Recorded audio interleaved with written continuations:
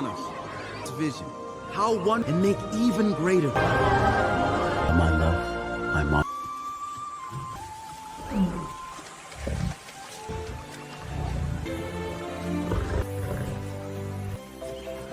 Simba, I'm here. Detail has no, we are just too perfectly normal. I'm not your grace. You're one three-legged Z. Yeah. Ron has 3 legs. Pause. I can Until I get back. Are you said to babysit? I promised her everything. What else did you tell her? That she could be Adults, okay? breeze. Wait a second. I know we're Fine. No story. Anyway. Okay, hold on. In earshot. Dad, Hey, little one. scared. I want to go with you. While I'm gone. People. Hey, we prepared. I looked at us. He knew. That was actually me. So you two defeated? Never had. My dad told me. The logical liar. He's Don't be scared, Kiara. and Pumbaa, no, it is Heard his own father. He was the sick. moment. He sang that song for It's Ron the three. Sorry, Ron. They were jokes. Rafiki! To cry? Look out them, the roots of those trees they did for you. And when they return, oh, Kiara, such a visual story. I just want the storm. I tell you, afraid of the thunder. One day, during a beat to the very top, into the wind, and they roar. Brave like my dad. Is that so? A story. A start of the drop of nobility lives forever. In a cave. On the other side was dying of a single drop of water. Destiny.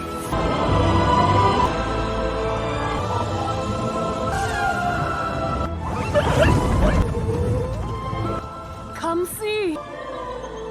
Oh, that's the last Lele. Imagine. Grass and Ever go there? Oh, but we can also be the let our tree. Hurrah in the sky.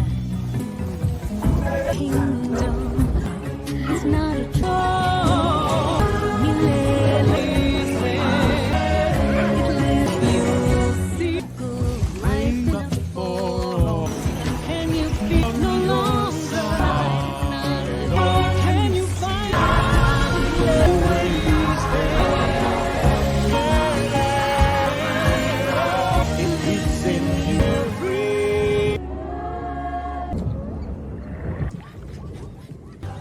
finally? Dad. The film opens with the voice of the elder Mufasa telling Simba about the circle of life, followed by the words, "In remembrance of James Earl Jones." In the kingdom of Pride Rock, Simba Donald Glover addresses his subjects, announcing that something great is coming. He calls out to Nala, who is waiting for Simba in an oasis. Simba leaves his daughter Kiara in the care of Timon and Pumbaa, but he tells them not to tell Kiara any wild stories. Soon as Simba leaves, they do just that by recounting the Battle of Pride Rock, except Timon and Pumbaa pretend that they were the ones who defeated Scar and ate him. Rafiki arrives to tell Kiara a different story, one about her grandfather. As a cub, Mufasa lives with his mother Afia Anika Noni Rose and father Masego in a small area with other animals. Afia tells Mufasa about Milele Eternity, a paradise that they might one day call home, Milele. It begins to rain, and while the animals rejoice after a drought, the water levels begin to rise, leading to a flood that starts to sweep everyone away. Masego rushes to save Mufasa, but an elephant crashes into a dam, causing Mufasa to be swept away from his parents. Mufasa spends days floating on a log until he comes upon a river and sees another cub, Taka Somolu. 2 crocodiles attempt to grab Mufasa, but Taka pulls him out of the river. They are found by Taka's mother, Aishi Thandiwe Newton, who scolds Taka for associating with someone viewed as a stray. But Taka convinces Aishi to let Mufasa follow them back home. When they return to Taka's home, Mufasa is met by Taka's father, Obasi Lenny James, who immediately insults Mufasa for being an outsider. Aishi stands up for Mufasa, but Obasi tells them that he must race Taka to the dead tree and win in order to stay, or else Obasi will eat him. Seeing that Mufasa is lagging behind, Taka lets him win so he can stay. But Mufasa is made to stay with Eshe and the other females. Taka, meanwhile, is happy to have someone like Mufasa since he has always wanted a brother. I always wanted a brother. Years pass, and Mufasa, Aaron, Pierre, and Taka have become inseparable. Obasi still looks down upon Mufasa and tells Taka that he will eventually betray him and compromise his chance to succeed him as king of the Pride. Mufasa remains close to Eshe, who has come to view him as a son, but he still longs to reunite with his real parents. Later, the Pride is attacked by 2 white lions belonging to a group known only as the Outsiders. Mufasa rushes in to defend Eshe, while Taka panics and flees. Mufasa also battles one of the lions, Sachu, and fatally wounds him while the other lion retreats. Taka is ashamed of himself for running away, but Obasi finally shows Mufasa respect for saving Eshe. Obasi sends a scout to track down the Outsiders, and the scout finds the retreating lion going to his leader, Kiros, who rules with his 2 sisters, Akua, Joanna Jones, and Amara. Kiros is enraged to learn that the lion left Sachu, his son, for dead, and he has the other lions tear the surviving lion apart. The scout goes back to warn Obasi that the Outsiders have 2 lions for every one of them, and that they are heading their way. The next day, Kiros and his lions show up to attack Obasi and his pride, forcing Mufasa and Taka to flee. They go over a waterfall to safety, but another white lion jumps in after them. The 2 manage to escape safely and start to move on their own to find Malele. On their journey, they are found by a lioness, Sarabi, who was quietly tracking them. They are joined by Sarabai's personal scout, Zazu. Nearby, a younger Rafiki is exiled from his community with the other monkeys due to his supposed visions. One of his friends, Julia, is sad to see him go, but Rafiki is hopeful for what comes next. Rafiki encounters the lions and Zazu, joining them on their quest to find Milele after the lions try to eat him. Mufasa later talks to Rafiki since he doesn't immediately trust the mandrill, but they come to an understanding since Rafiki seems to know what Mufasa has been going through. Mufasa starts to lead the group toward Milele. We go together while Kiros and the Outsiders start to track their scent after killing off Obasi, Eshe, and the rest of their pride. Taka expresses a romantic interest in Sarabi, but he asks Mufasa for advice because he has not spent time around females as much as he did growing up.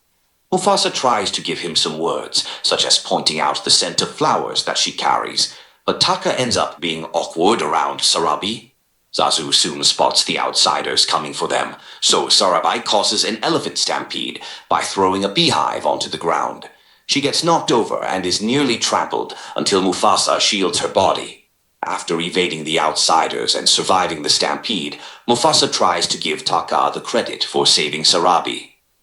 The group goes to hide out at some snowy mountains. They cover their tracks to ensure the Outsiders cannot locate them. At night, Sarabi tells Mufasa she knows it was him who saved her, as well as knowing the flowers of the land she originates from. They start to fall in love. Tell me it's you. But Taka sees this and feels betrayed by Mufasa brother Betrayed. He locates Kiros and the Outsiders and forms an alliance with them to bring Mufasa down. The group eventually makes it to Malele, which is just as beautiful as Mufasa imagined it would be. Unfortunately, Kiros and the Outsiders have tracked them down, thanks to Taka leaving clues behind. Mufasa learns Taka is responsible, with his justification being that Mufasa has taken everything that was meant for him his chance to be king and Sarabi. After a brief scuffle with Kiros, Mufasa goes to rally the other animals in the valley to stand together in the face of adversity, even though some of them blame him for bringing the Outsiders to their land. Mufasa falls down into a cave where Kiros goes after him. The other lionesses, led by Sarabi, fight back against the Outsiders. Taka finds Mufasa and Kiros, then jumps in to take a swipe meant for Mufasa, causing Kiros to slash his face and give Taka his iconic scar. Just as Akua and Amara prepare to go for the kill, the rock they are standing on begins to collapse and crumble due to the larger animals charging all over the place, sending the Outsiders plummeting to their deaths and also forming what is now Pride Rock. Mufasa and Kiros fall into the water, but Kiros is crushed by a falling boulder and dragged further into the water. Mufasa swims up and Taka considers letting Mufasa drown, a pre-long live the king moment, but he pulls him up. The other animals come to view Mufasa as their king, even though he initially declines the opportunity and doesn't see himself as a leader. Rafiki convinces him that he brought the animals together, and they bow to him in respect. Zazu orders Mufasa to banish Taka, but Mufasa chooses to forgive him, though he refuses to call Taka by his name. He decides to go by Scar as a reminder of his crimes. Moments later, Mufasa is reunited with Afia, though she confirms that Masego is no longer living. Mufasa, now with a new family, ascends to Pride Rock and lets out a mighty roar. Rafiki finishes the story in the present day, which Timon and Pumbaa have some notes for since they were barely in the story. Kiara tells Rafiki she wishes she met Mufasa, but he tells her that Mufasa lives within her. She looks up to the sky and starts roaring, just as Mufasa's face appears in the clouds and seems to roar back. Simba and Nala come home to Kiara with their new cub, her brother Kion. Kiara then proceeds to tell her brother the story of a great king. While Simba and Nala are away for a personal matter, their daughter Kiara is put in the care of Timon, Pumbaa, and Rafiki. The wise old mandrill begins to tell Kiara the story of how her grandfather became a legendary king. As a cub, Mufasa is separated from his parents after a flood, and he comes into the care of a young cub prince named Taka and his mother Eshe. Taka's father, King Obasi, despises Mufasa for being astray and potentially compromising Taka's path to becoming king. However, Mufasa and Taka quickly become brothers. When they get older, their pride is attacked by a group called the Outsiders. Their leader, Kiros, seeks revenge against Mufasa for killing his son Sachu when he and another outsider attacked the Pride. The Outsiders kill Obasi and his Pride, while Mufasa and Taka escape. On their journey to a paradise called Milele, they meet Sarabi, Zazu, and Rafiki, who join their quest. Taka falls for Sarabi, but she starts to develop feelings for Mufasa after saving her life during a stampede caused to get the Outsiders off their trail. Taka sees this as a betrayal and goes to Kiros to team up to take down Mufasa. The group makes it to Milele, but Kiros and the Outsiders attack. Mufasa rallies the other animals together in the fight against the Outsiders. Mufasa battles Kiros, while the animals cause an earthquake that kills the Outsiders and forms Pride Rock. Kiros is sent to his watery grave after a large boulder falls on him, while Taka pulls Mufasa out of the water after experiencing regret for his betrayal. Mufasa becomes king and reunites with his mother Afia, but his father didn't make it, and while he forgives Taka for his betrayal, he no longer chooses to call him by that name, so Taka dubs himself Scar. Mufasa stands before the animals in the kingdom and lets out a mighty roar. When the story finishes, Kiara sees Mufasa's face in the clouds roaring to her. Simba and Nala return home with their new cub, Kion, and Kiara proceeds to tell her new brother the story of their grandfather.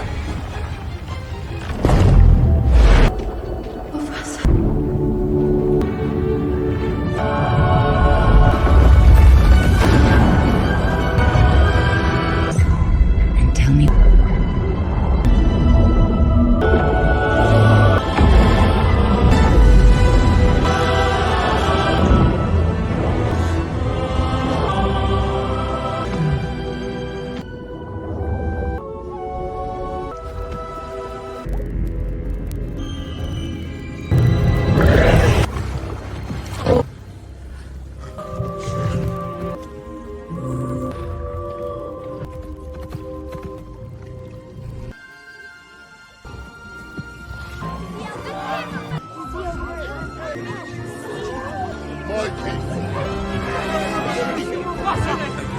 Your Majesty. I'm not.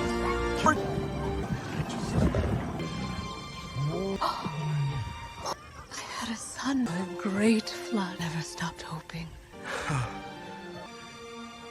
Oh, Mufasa. His father. He lives. I always dreamed we'd be together. In Mufasa. And Saya. My brother will have a Aren't same again. Won't never forget. Your Majesty. Your Majesty. So, Mufasa, after all. Yes, baby. Mufasa, I wish I could. look into the heavens. Be there.